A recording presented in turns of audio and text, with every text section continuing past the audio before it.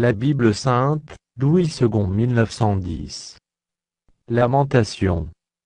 Chapitre 1. Et quoi, elle est assise solitaire, cette ville si peuplée. Elle est semblable à une veuve. Grande entre les nations, souveraine parmi les États, elle est réduite à la servitude.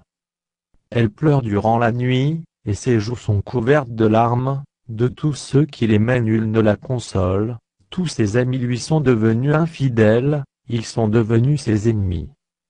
Juda est en exil, victime de l'oppression et d'une grande servitude, il habite au milieu des nations, et il n'y trouve point de repos, tous ses persécuteurs l'ont surpris dans l'angoisse.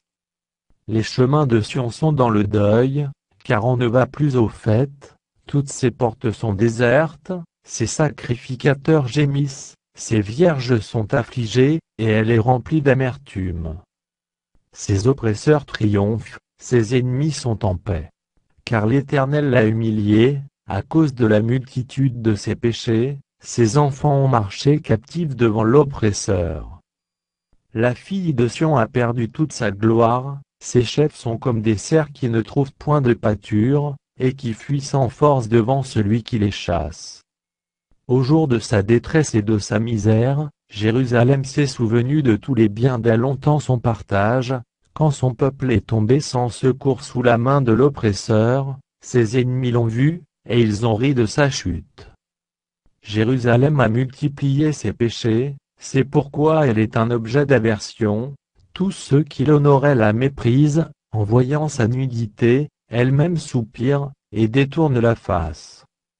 La souillure était dans les pans de sa robe, et elle ne songeait pas à sa fin, elle est tombée d'une manière étonnante, et nul ne la console. Vois ma misère, ô Éternel. Quelle arrogance chez l'ennemi. L'oppresseur a étendu la main sur tout ce qu'elle avait de précieux, elle a vu pénétrer dans son sanctuaire, les nations auxquelles tu avais défendu d'entrer dans ton assemblée. Tout son peuple soupire, ils cherchent du pain, ils ont donné leurs choses précieuses pour de la nourriture, afin de ranimer leur vie. Vois, Éternel, regarde comme je suis avili. Je m'adresse à vous tous qui passez ici. Regardez et voyez s'il est une douleur pareille à ma douleur, à celle dont j'ai été frappé. L'Éternel m'a affligé au jour de son ardente colère. D'en haut il a lancé dans mes os un feu qui les dévore, il a tendu un filet sous mes pieds, il m'a fait tomber en arrière, il m'a jeté dans la désolation, dans une langueur de tous les jours. Sa main a lié le joug de mes iniquités, elles se sont entrelacées, appliquées sur mon cou, il a brisé ma force, le Seigneur m'a livré à des mains auxquelles je ne puis résister. Le Seigneur a terrassé tous mes guerriers au milieu de moi, il a rassemblé contre moi une armée, pour détruire mes jeunes hommes, le Seigneur a foulé au pressoir la Vierge, fille de Juda. C'est pour cela que je pleure, que mes yeux fondent en larmes, car il s'est éloigné de moi, celui qui me consolerait, qui ranimerait ma vie. Mes fils sont dans la désolation, parce que l'ennemi a triomphé. Sion a étendu les mains, et personne ne l'a consolé, l'Éternel a envoyé contre Jacob les ennemis d'alentour, Jérusalem a été un objet d'horreur au milieu d'eux. L'Éternel est juste, car j'ai été rebelle à ses ordres.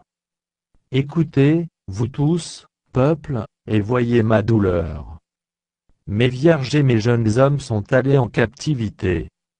J'ai appelé mes amis, et ils m'ont trompé. Mes sacrificateurs et mes anciens ont expiré dans la ville, ils cherchaient de la nourriture, afin de ranimer leur vie. Éternel, regarde ma détresse. Mes entrailles bouillonnent, mon cœur est bouleversé au-dedans de moi, car j'ai été rebelle. Au dehors l'épée a fait ses ravages, au-dedans la mort.